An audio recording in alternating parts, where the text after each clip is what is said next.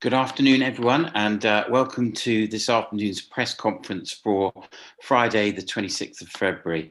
Welcome to you all, as always, on what is turning out to be a rather glorious day outside. So we'll try not to keep you too long in this meeting. And as always, we really do appreciate everyone that takes part in this meeting. Today, the panel is made up of Lucy Whiteman, our Director of Public Health, Deborah Needham, Chief Executive Officer for Northampton General Hospital, Chris Pallow, the Programme Director for the COVID-19 Vaccination, Superintendent Elliot Foskett from Northamptonshire Police, Paul Andrews from the School Cell at the County Council, and Tom Beattie, who's the leader of Corby Borough Council. We're also joined by Jonathan Nunn, who's the leader of Northampton Borough Council, and they will appear in the order that I've just read them out in. So without further ado, let's go to Lucy Whiteman, our Director of Public Health, for an update on the stats and figures for this week. Good afternoon, Lucy. Good afternoon, Councillor Morris, and good afternoon, everybody else. Thank you for joining us again. If we just bring up this week's surveillance report, please. So as people will see, obviously, this is the 7 days data up to the 21st of February. As people know, we're always a few days behind, so I do recognise that some things have moved on and changed, but broadly this is obviously still a similar picture across Northamptonshire. So we know that national lockdown restrictions continue, and indeed now we have that route out of lockdown, which is really, really promising and seems like a very sensible plan with significant steps laid out, obviously with conditions needing to be achieved before any subsequent steps are taken, but very sensible, very clear, and obviously we need to continue to comply with the current restrictions if indeed we are to be able to, as a county, all of our boroughs and districts come out into that first step as planned on the 29th of March. And the reason I say that is because we are seeing a slowing of our case reductions, so a total of 1,273 cases in the week up to the 21st of February. Clearly that is still a reduction, which is good news, but as we've talked about before, we are slow compared to the national average and indeed other areas. And therefore, you know, we are still at significant risk of not being able to maintain a position that is positive enough for us to obviously start to take those steps out of lockdown when the 29th of March comes. So there's work for us still to do. And that particularly is the areas of Corby, Daventry and Wellingborough that are affected at this point in time. Mixing between households continues to still be the greatest cause of transmission locally, although we have had an increase in outbreaks in care homes, and that obviously has affected some of the numbers in some of the areas that I've alluded to. But obviously we need to make sure that people do understand that vaccination and lateral flow testing are one of many tools that we have, but they are not a green card to go and do as people wish or to mix between households. We remain in those lockdown restrictions for a reason and still indeed need to be extremely compliant if we are to progress as required to start up those relaxations later in March. If we go to the first page, please.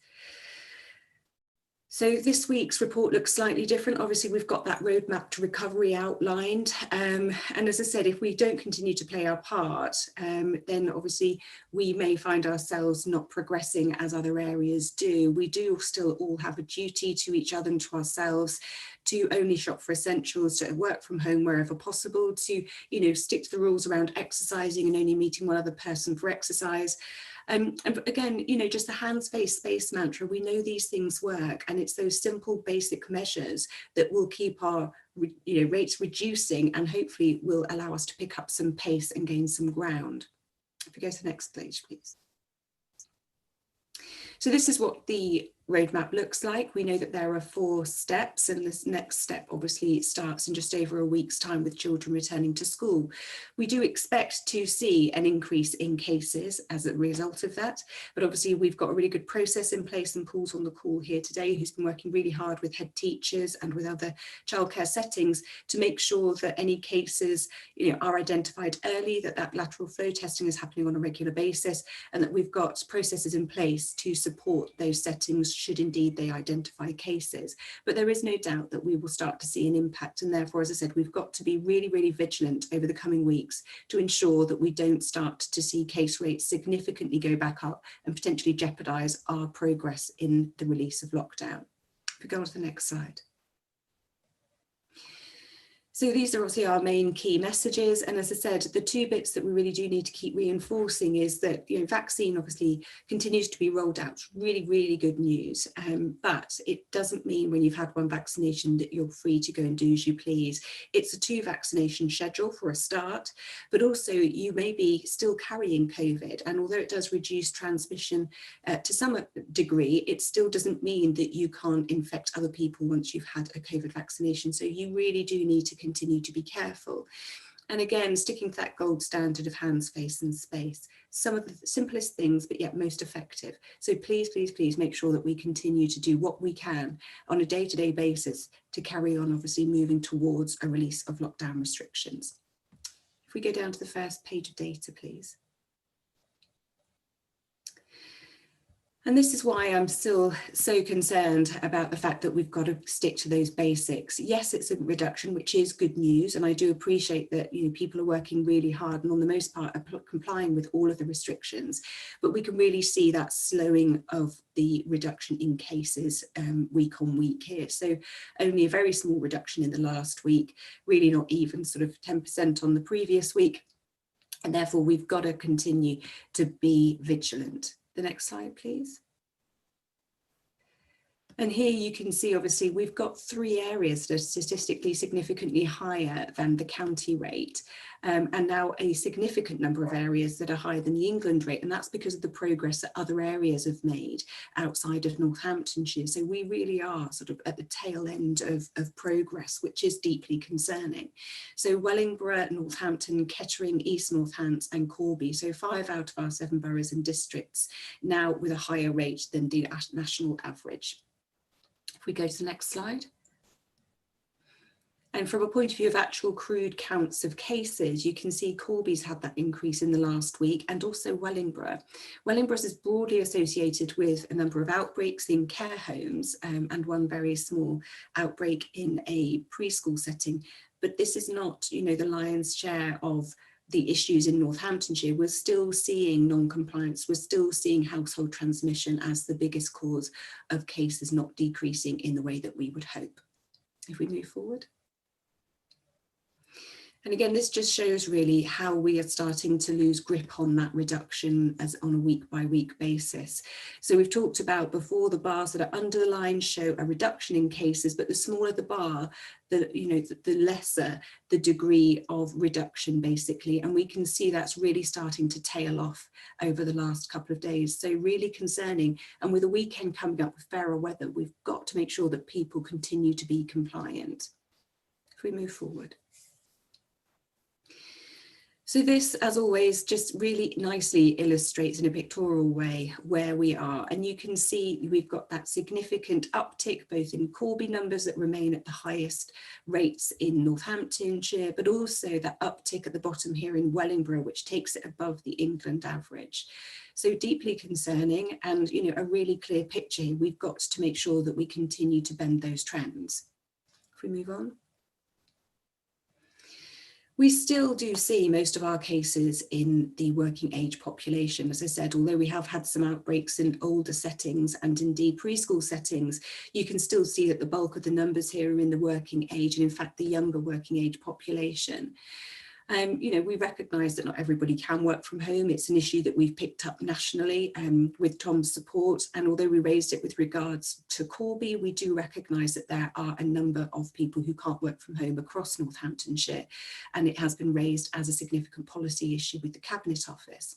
However, as I said, when we do speak to people, when we do the contact tracing, it is clear that actually the exposure and the transmission is not that regularly happening in the workplace. It is what people do getting to and from work, what they do in their breaks from work, and obviously what they do outside of work time.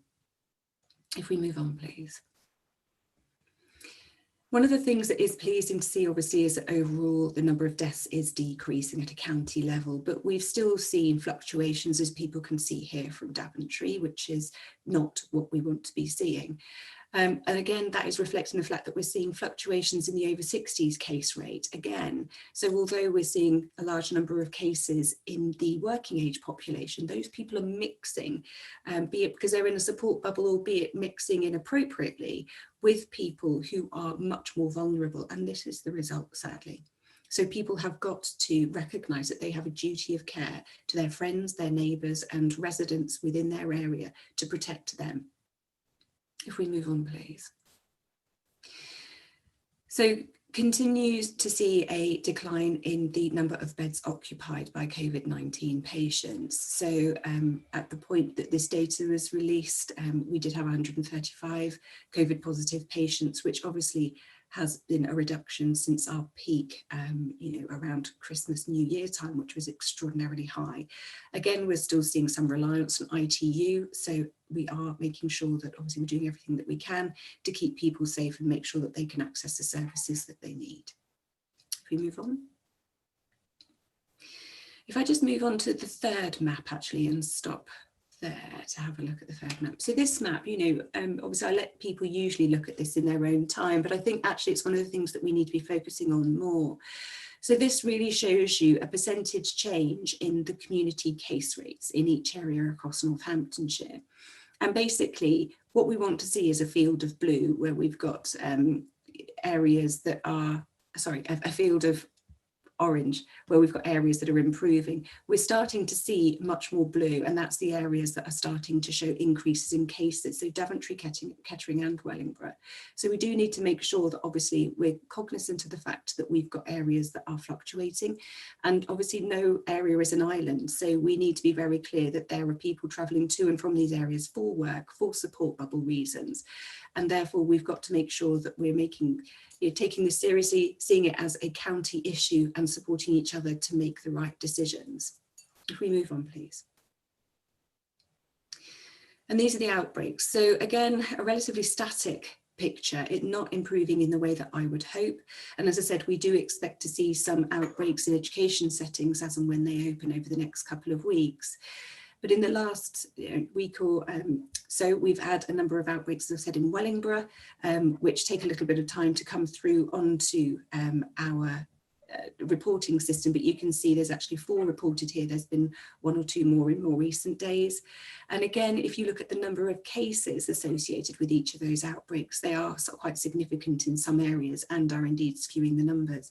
But as I said, although this is a challenging picture and all of our settings continue to work really hard, I can't stress enough that the continued trend for onward transmission still is within the community, between household members and between households. And that is something we've just simply got to stamp out if we want to keep pace with the rest of the country and make sure that we do come out of lockdown as planned in March.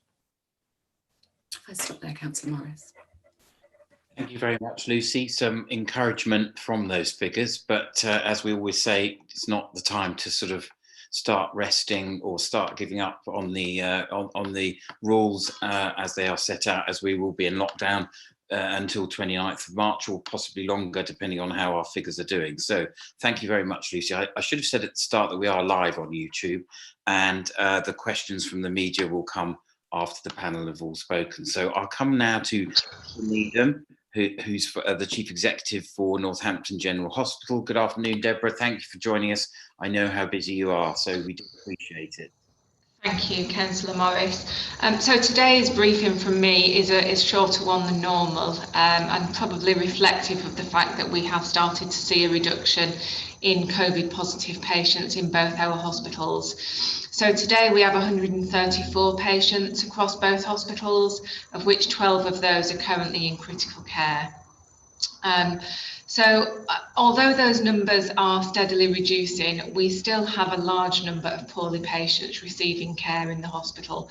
And what we are now starting to see also is the usual winter pressures, which means that A&E is incredibly busy, our wards are still incredibly busy, and we are now starting to see similar numbers of patients coming through A&E than we saw before COVID arrived with us a year ago. So a couple of messages today. I'd just like to remind people that our A&E departments are there for urgent and immediately life-threatening cases only, that the public can use NHS 111 and that's online as well, or they can go to the pharmacist, they can contact their GP, dentists, for example. Just moving slightly to vaccinations. So our staff continue to have the vaccinations across both hospitals. But one of the things that we've been doing over the last few weeks is offering the vaccine to our inpatients. And that's inpatients who obviously meet the criteria for vaccination. But what's been really encouraging here is seeing that many of our inpatients who meet that criteria have actually, in fact, already been vaccinated. So really good news. One other thing that I'd just like to mention is that car parking, of all things. So at Northampton General, we will be reintroducing car parking charges from the 15th of March, and that's just for visitors who are coming to the organisation, not staff. And also we won't be taking cash, so please, if you are coming to the hospital for an outpatient appointment, please make sure that you bring a card with you to pay for your parking. So I'd just like to finish today by thanking our staff for their continued dedication and hard work. Every single day they continue to do amazing things. A message to the public is please do continue to help us by staying safe and make sure that you are washing your hands, have a mask on your face and keeping the social distance of 2 meters, please. I'll stop there. Thank you.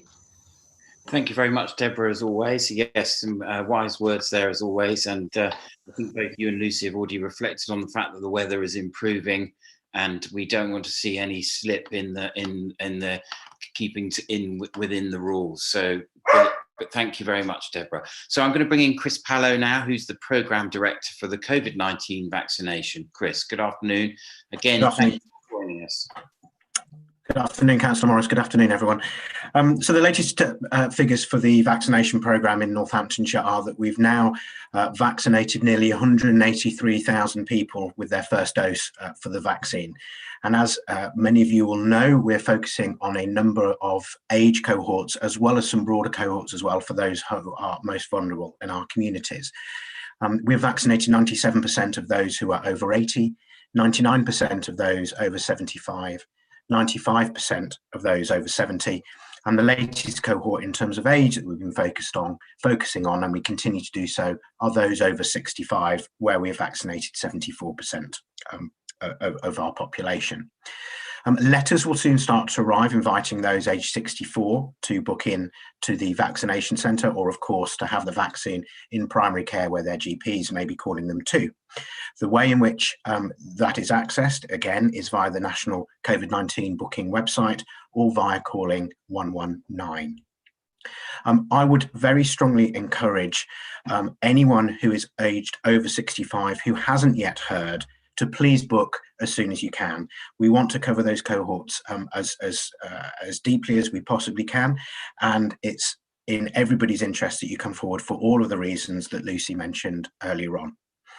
I would also encourage those who are not in the cohorts to not book in through the 119 service or through the website. You will be turned away at the vaccination centre if you've been able to book an appointment and you are not in one of the cohorts that we are currently treating. And that's for a very simple reason, which is the vaccine supply is dictated by the population we need to cover and the age groups that we have within our county. And so we have to ensure that the vaccines go to those cohorts. And I completely understand very strong feelings amongst some people who wish to have that vaccine sooner. Please bear with us, we will get to you, but please don't try and book in if you're not in one of the cohorts that has been published.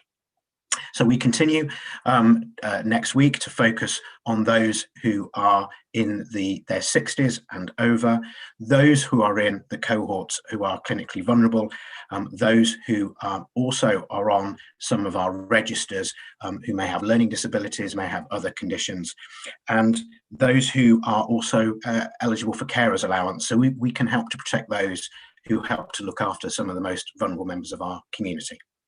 Thank you, Councillor Morris. Chris, as always, and some brilliant news on the numbers there, as always.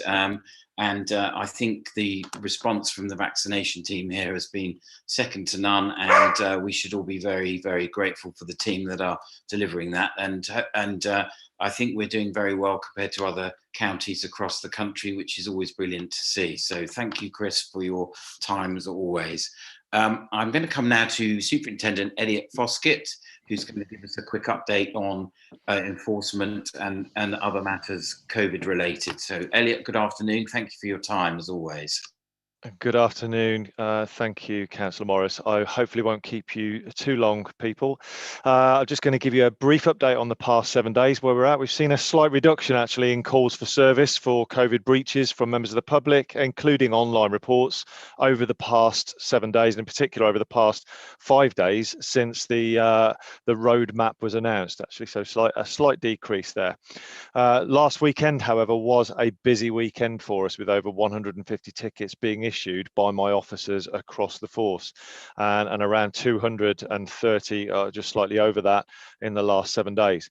So just to bring you up to date, since lockdown began this time, we've issued 1,517 tickets. That's quite a substantial amount, as I'm sure you'll agree, but we are keeping that pressure on because we recognise that actually enforcing these regulations, people understand now what the regulations are. Enforcing them is going to help keep those the spread of infection down.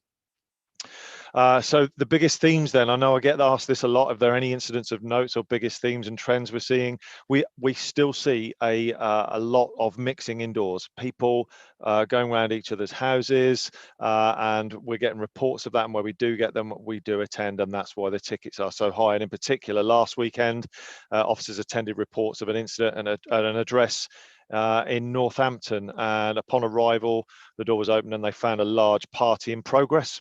Despite everybody knowing that you can't do this, and despite me saying this week after week, there were 19 people there. All 19 people were issued with fixed penalty notices for £800 each.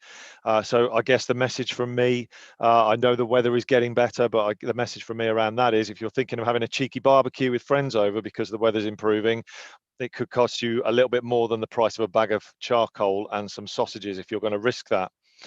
Traffic has increased. We've seen a reduction, but actually we've seen an increase now in traffic over the past week or so, with now only a 25% reduction on pre-lockdown levels. More people using the roads. Lockdown restrictions haven't been lifted yet, so I just ask you again to urge you to think about your journey if it's necessary. Schools reopening soon, and I know last time this happened, don't stand chatting at the gates, don't be mixing with people. If you're a parent, think about your social distancing. That pressure is still on us at the moment. Don't leave the house unless you really have to. So I think just the final bit from me is, you know that we're enforcing, you know that we're not going to shy away from enforcing and issuing tickets. You know that we are one of the forces in the country who are issuing tickets more than anywhere else. Don't risk it. The restrictions are still in place. It's not worth it. You've seen the figures. Thank you, Councillor Morris.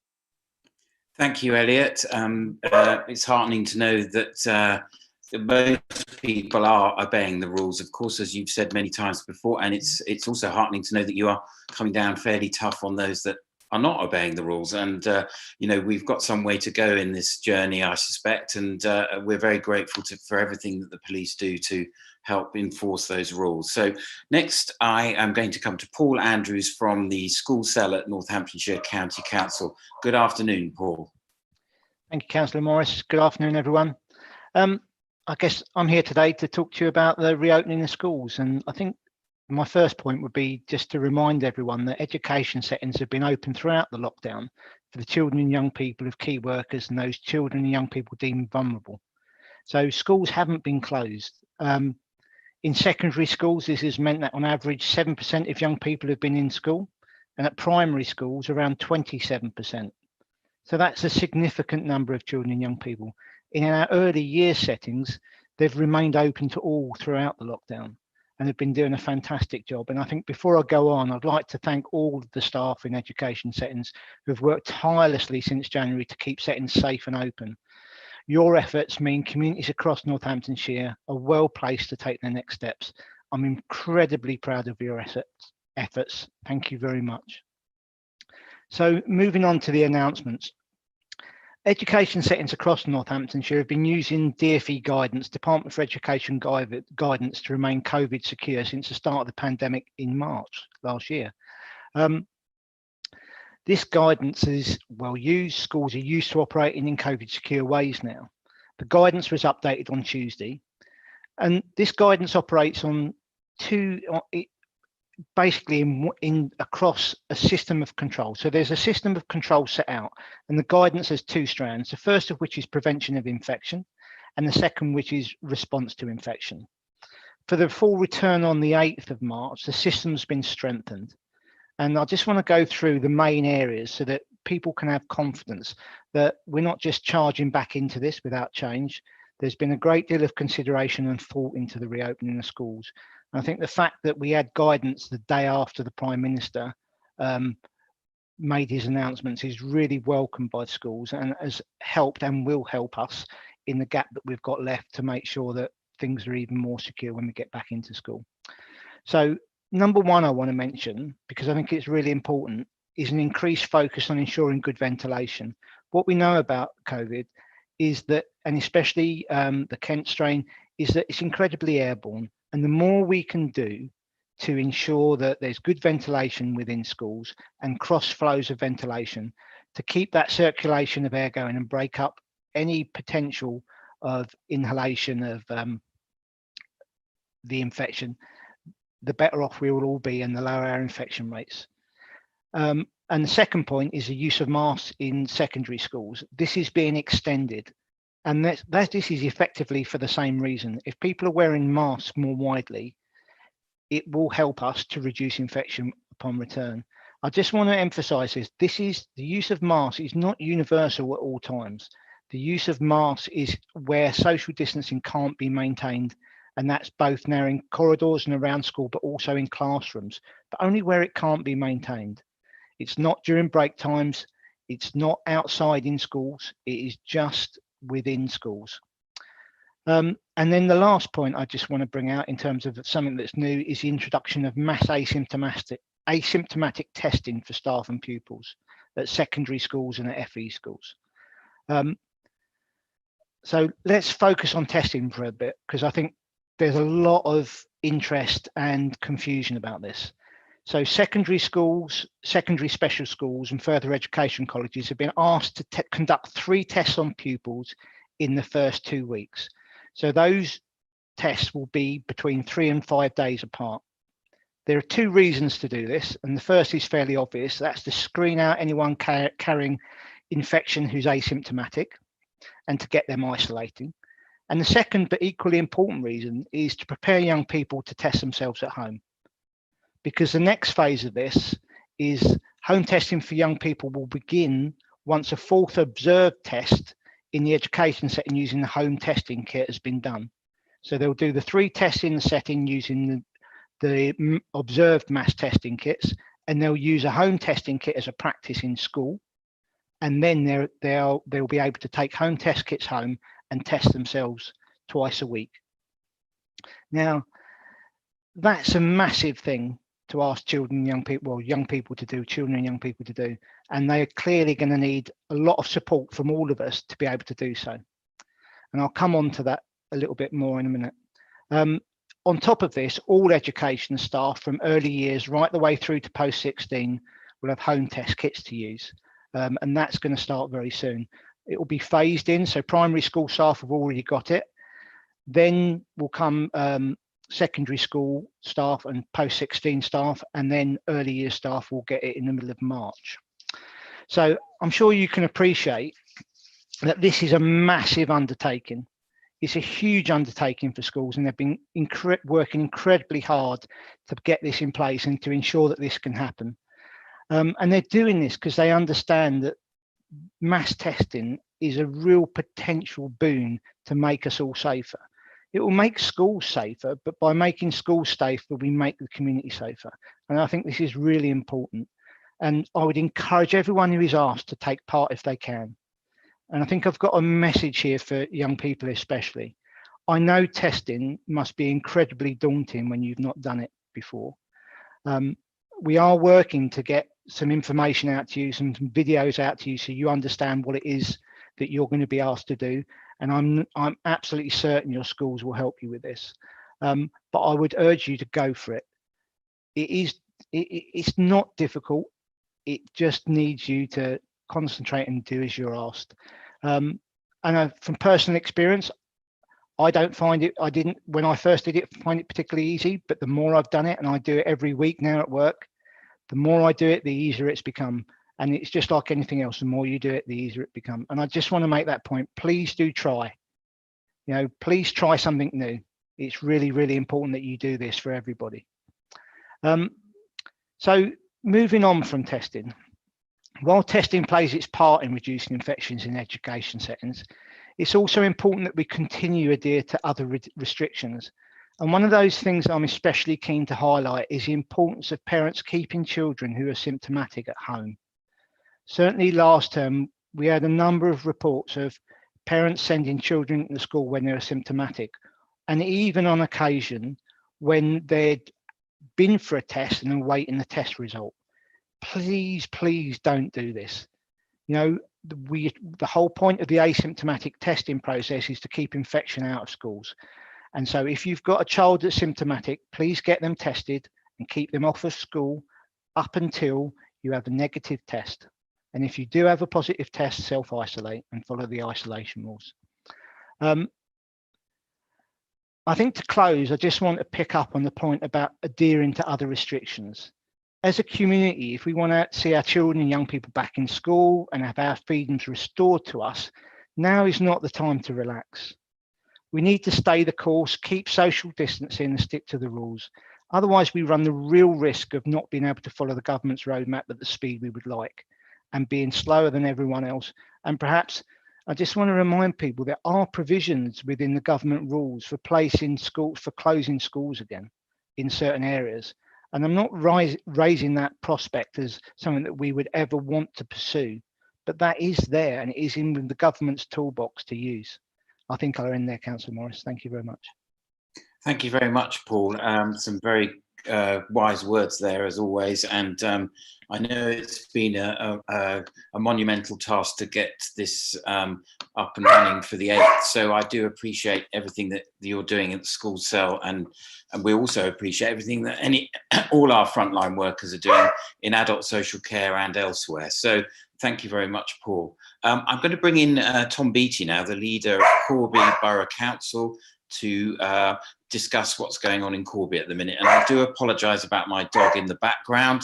He is having quite a lively day this morning. I've had to shut the door to keep him out. So if he does bark away a little bit, I do apologise. Over to you, Tom. Thank you very much, Ian. Clearly, the situation in Corby continues to be a worry. That we know that we've seen decreases in Corby in line with what's been happening elsewhere, but that level of decrease has been slower, and that's been a concern for a couple of weeks. The fact that we've now seen a bit of an uptick in cases as well is concerning. Again, I just wanted to say something about what we're trying to do, what we have been doing really to address that situation in Corby. We've done a lot of information messaging. Just in the last week, for instance, I think I've showed this before, we sent out this leaflet with an introduction from myself and Lucy Whiteman. It's 8 pages, which was delivered to every single household in Corby, packed full of information and advice, detailing guidance around support bubbles and mixing, around lateral flow testing, vaccine rollout, etc. So every household in Corby will have received a copy of that. We've also been communicating to local businesses about COVID secure behaviours and practices. We've had an increased presence on social media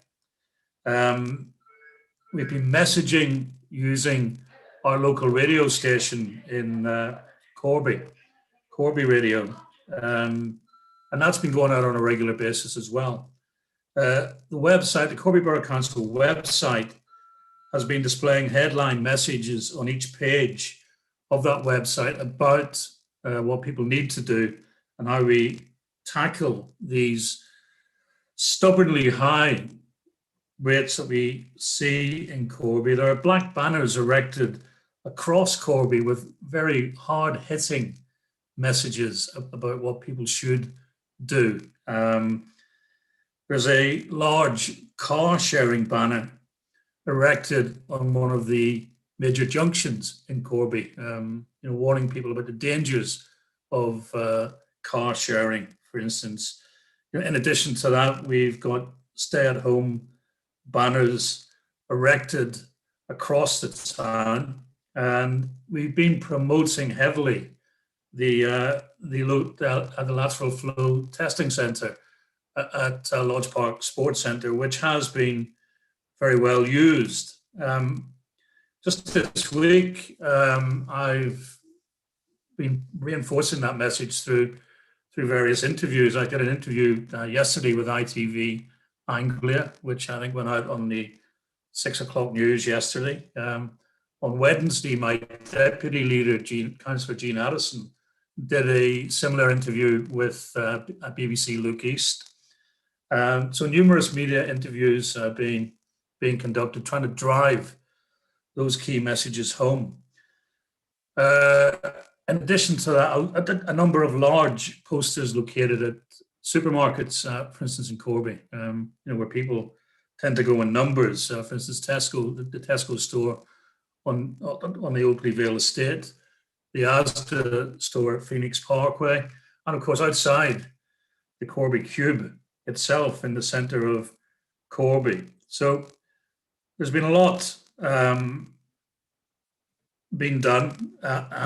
We want to continue to do that. We want those messages to continue to be delivered, and we will continue to do that. One of the things that has been asked of me by one or two people this week is about the Cabinet Office task force. I think Lucy referred to the Cabinet Office earlier in her introductions, and several meetings did take place with the Cabinet Office Task Force. Virtual meetings took place in early February between the task force team and various members of the Northamptonshire COVID response team, including myself and our local MP, Tom Persglove.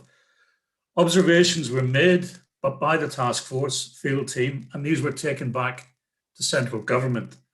Now, at this stage, we're not able to share that report from the Department of Health and Social Care. So that remains with the government, with ministers. And those observations were based upon interviews that they did, like I said, with people like myself and others, public health specialists also.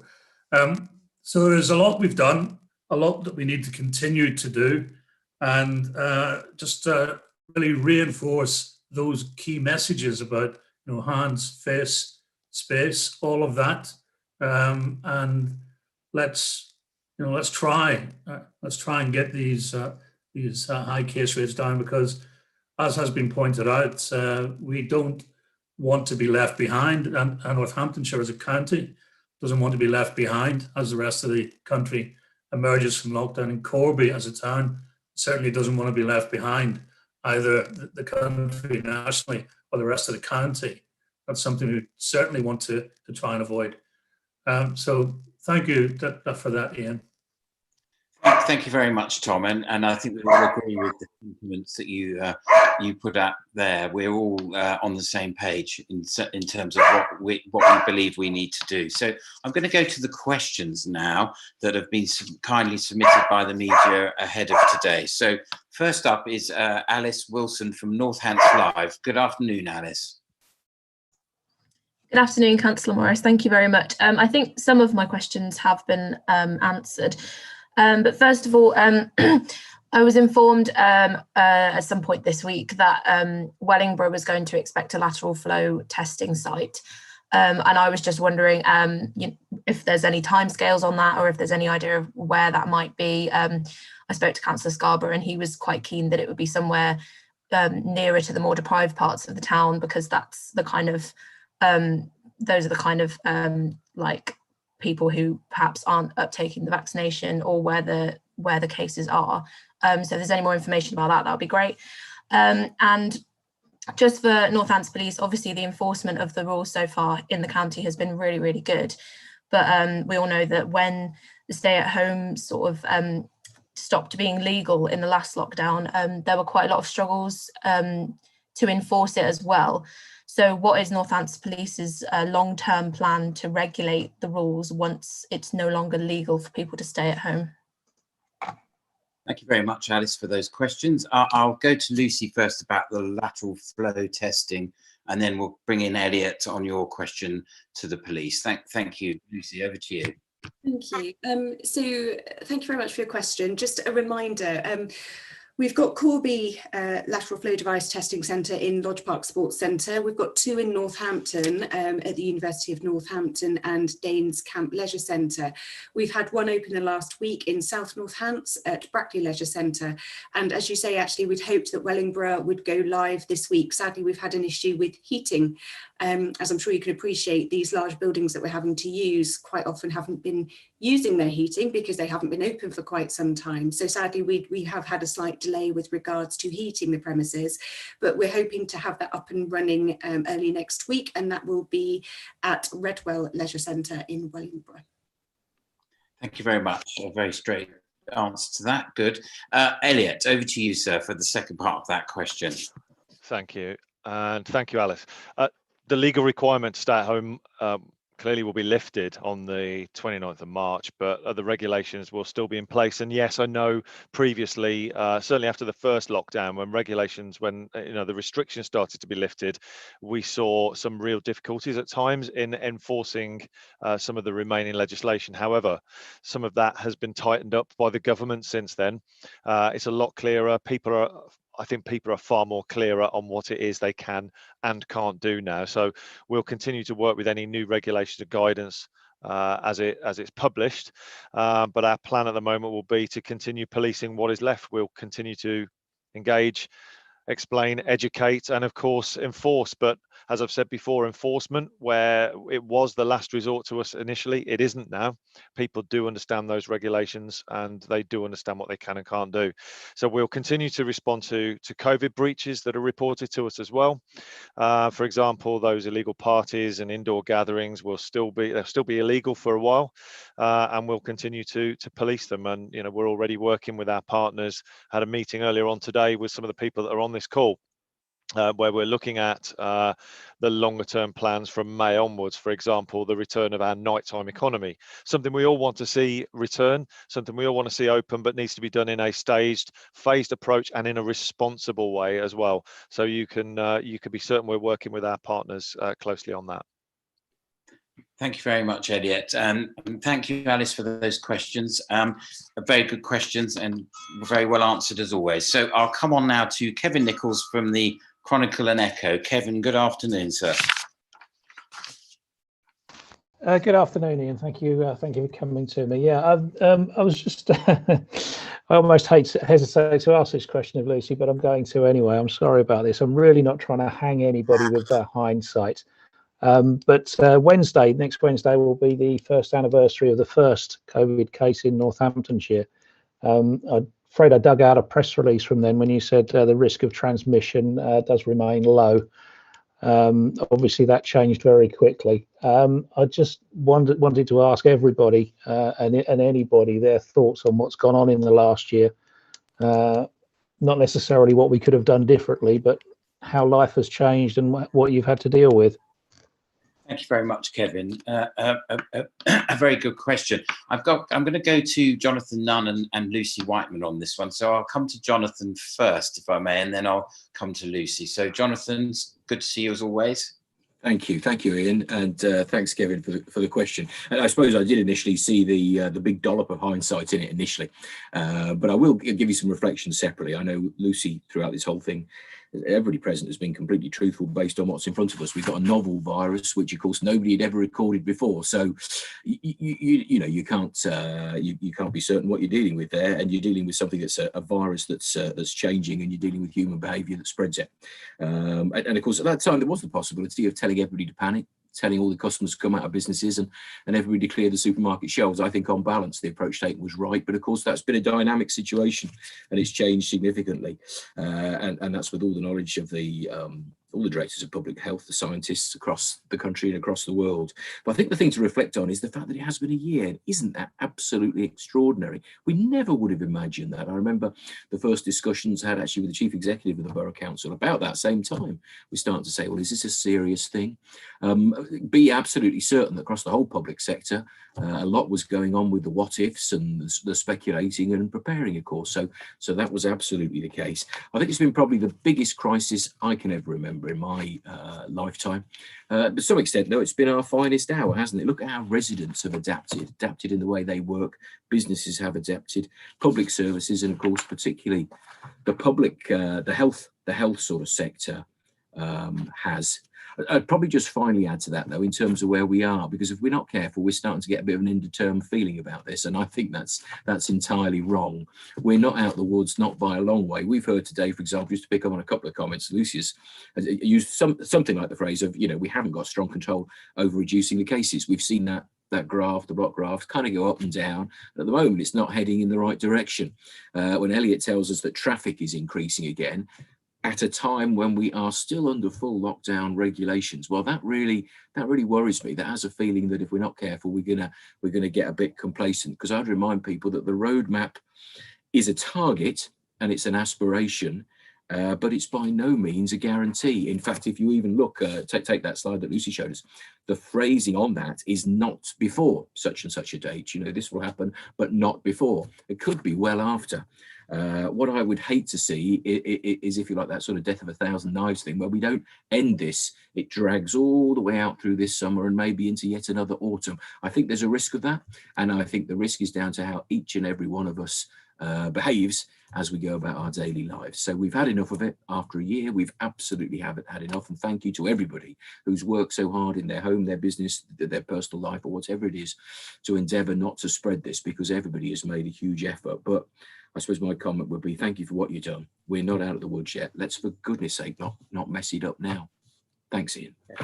And absolutely agree with that. Before I bring in Lucy, I mean, hindsight is a wonderful thing, as you say, and I'd just like to praise the response that we have had here in the county from everyone across all departments. Public health, education, adult social care, the NHS, everybody. I mean, it really has been an incredible response to what was a completely unknown situation at the time.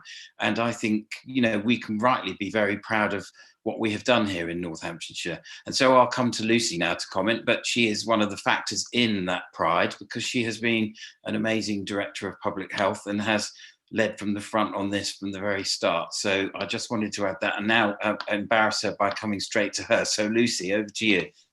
Thank you for that. But it's the efforts of everybody, and I absolutely, completely, 100% stand by my comment at that point in time.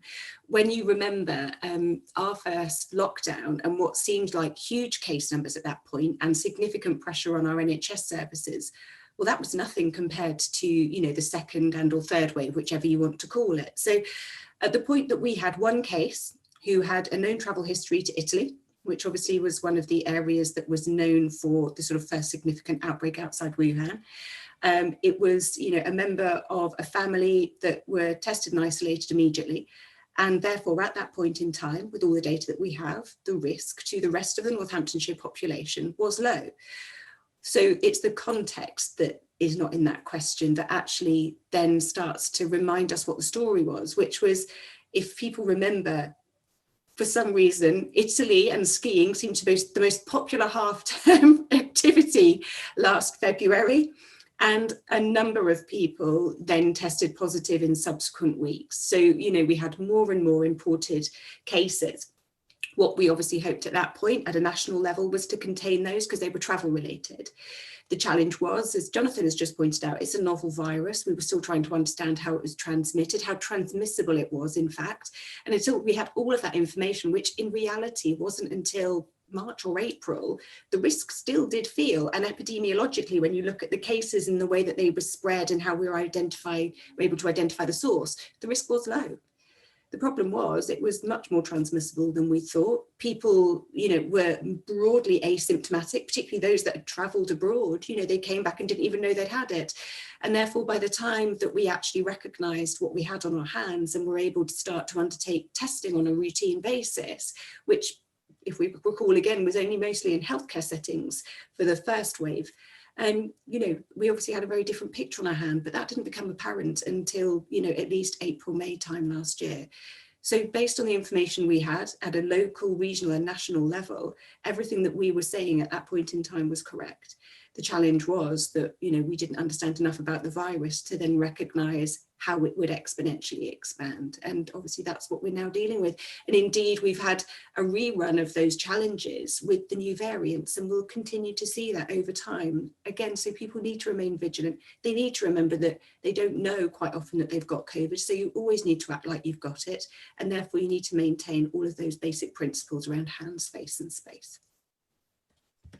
Thank you, Lucy, for that. Yes, completely agree with all those points. And thank you, Kevin, for that question. Thank you very much. Like I say, I'm really not trying to hang anybody over what they did 12 months ago. I'm really not.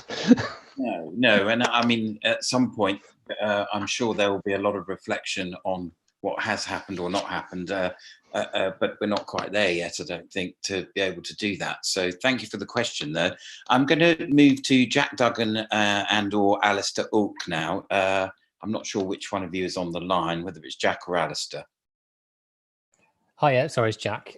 Hi, Jack. Good afternoon. How are you? Yeah, fine, thank you. I think Elliot's probably partly answered my question. I was about just about the police seeing any increase in breaches or reports of breaches of the regulations since Monday's announcement about the roadmap.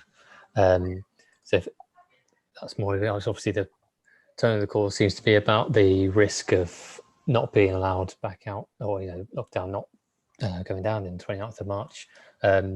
Is that risk sort of potential for the whole country if Northampton obviously doesn't play its part, or would it be, you know, potentially even just Northamptonshire, doesn't just come out of lockdown? Obviously they talked about not reintroducing tiers and things like that, but are you sort of worried that they might take that step? Obviously it's sort of ever changing, their response to the government.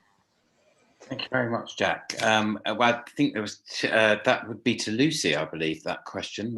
Lucy, would you happily take that one, or perhaps Tom could make some reflection on that as well? But I'll come to you first, Lucy, and then perhaps Tom would like to say something on that. Sorry, I missed the second part of the question. So it was about breaches, and then the second part was? Sorry, just about, you talked about the risk of not being able to come out of lockdown on the 29th of March. Just wondered if that would be sort of the whole country, because they've sort of talked about them not reintroducing tiers, or potentially even just not, you know, keeping Northamptonshire in lockdown. So this is one of the Corby, sorry. Yeah, no, I completely understand. So this is one of the questions that I've actually posed to our regional Public Health England and Joint Biosecurity leads, because I'm you know, really concerned.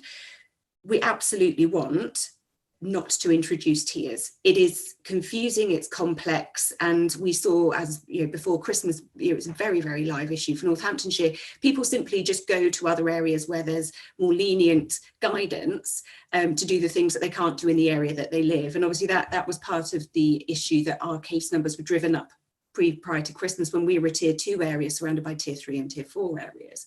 So we know that there's, you know, significant issues when that happens. Our challenge is that Boris was clear there are 4 conditions that need to be met for us to take any of the steps that are outlined. And that is a continued reduction in cases, a continued uptake in vaccination, no significant variant strains, and a 4th one that I now can't remember off the top of my head. But it's, you know, it's basically everything's still traveling in the same direction.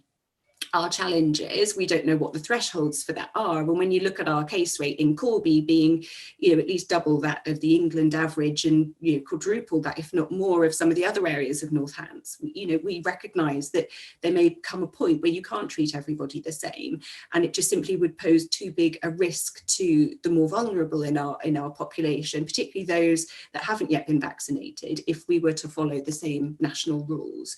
So I haven't received any guidance that's definitive around if and when areas may be treated differently, but it is one of the things that I've raised as a concern, because I just cannot see how you can use a blanket approach when you've got such significant variation in areas, and we risk putting some of our most vulnerable at risk by doing so. So if I get a response to that, I will of course keep you updated. Yes, thank you, Lucy, and thank you for that question, Jack. We are running short of time. So, Elliot, I do believe you've probably already answered the question on enforcement, if that's okay, Jack. So I won't come to you. So I've got Laura Coffey next, and I do think we may have answered your question largely already, but I'll give you the opportunity to come in, Laura. But we are running out very short of time, and I still have one or two questions, so I do apologise if we have to keep it slightly brief. Good afternoon, Laura. Okay, so very briefly, because yes, my questions have been asked already, but I actually was going to ask the question that Jack just asked. So just to follow on from that, Lucy, when are you hoping that you will hear? Because obviously, as we've heard a number of times in the press conference today by various people, warning about the potential of, if we can't get our cases down, then Northamptonshire may be left behind. But if you've got nothing definitive from the government, when are you hoping, it's not long until the 29th of March, when are you hoping to have that definitive direction? So I'll be picking it up on Monday. I'm actually on annual leave this week as we speak. So I will be personally picking it up on Monday, but it was a question I sent at the end of last week back into our regional leads. And it's an area, because actually the East Midlands as a region is actually performing pretty poorly compared to other areas. The Midlands as a whole, but the East Midlands is sort of second from a point of view of overall performance. West Midlands still being the most challenged area. So it's not just Northamptonshire that's got areas where there are concerns. We've also seen, again, Leicester City, areas of Nottinghamshire go up in cases in the last couple of days. So there's a number of directors of public health asking that question. So I will be following it up early next week when I'm back in the office. Thank you very much, and thank you for the question, Laura. We'll move on now to the written questions from the Global Media Group, which I normally read out. So I will do that now. This one's to Paul Andrews. How will the potential spread of coronavirus be checked within schools from March the 8th? Now, I do appreciate you've already answered this question, particularly specifically and in your bit, but we do like to reiterate the answer for the Global Media Group. So over to you, Paul. Yeah, thank you, Councillor Morris. So in a short version of my longer answer earlier, DfE have issued revised guidance, and it focuses on 3 or 4 key areas. The first is ensuring good ventilation, good crossroad ventilation within education settings to reduce the impact of airborne viruses. The second is about the increased use of face masks, especially in secondary and further education. The third is mass testing of pupils at secondary and FE. And the fourth is mass testing of all staff right across from early years up to post 16.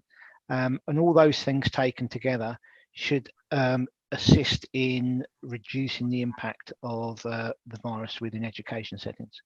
I think that should do.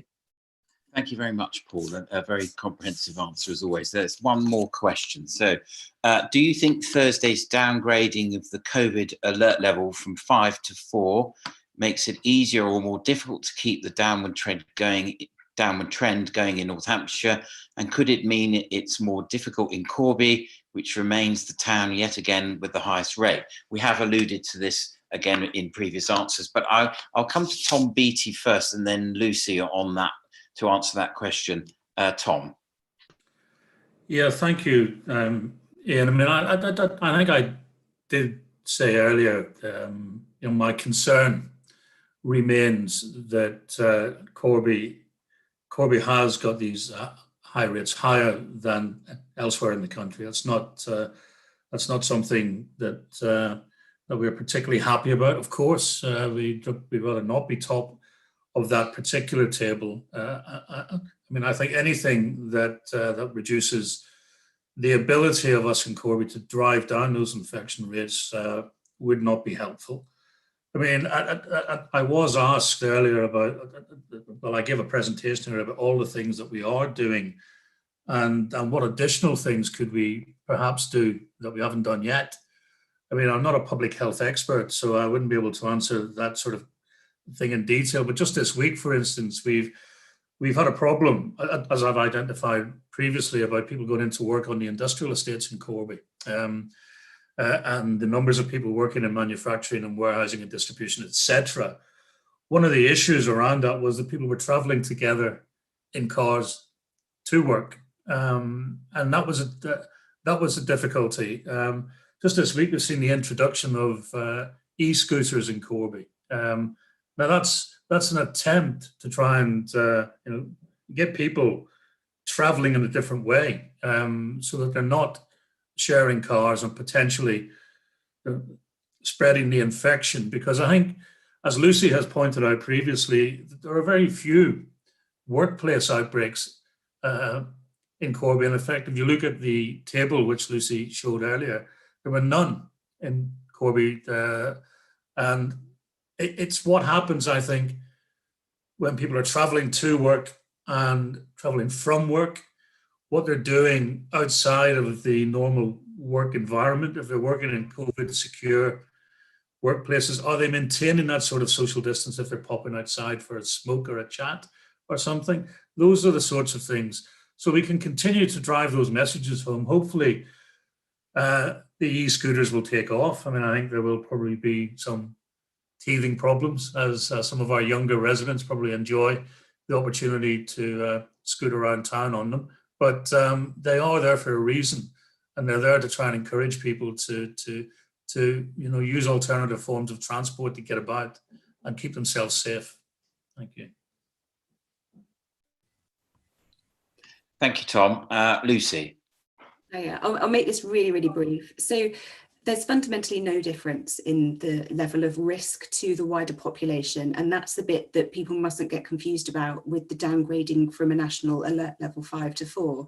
So if I just literally read verbatim from the government website, level 4 is a COVID-19 epidemic is in general circulation, transmission is high or rising exponentially. So that's the level we are currently at. The only difference with level 5 is that it is as level 4, but there is a material risk of healthcare services being overwhelmed. And that's the bit that we've stepped down. Healthcare services, although, as Deborah says, are extraordinarily busy, they are no longer quite at the breaking point that they were a couple of months ago when we were seeing 400 plus beds occupied by COVID positive patients. So fundamentally, the only difference at this point is not the level of risk to the wider population, but whether NHS services can currently cope. So I want to make sure that people do recognise that this is not, a significant step downward with regard to general risk. Thank you very much, Lucy, and thank you for those questions from the Global Media Group. I think that is all we have time for today. I thank you very much for everyone who's taken part, as always. Thank you for the questions and to our team for the answers. Stay safe out there, stay well, and if you can, stay at home. It's very important that we follow this guidance for as long as we can.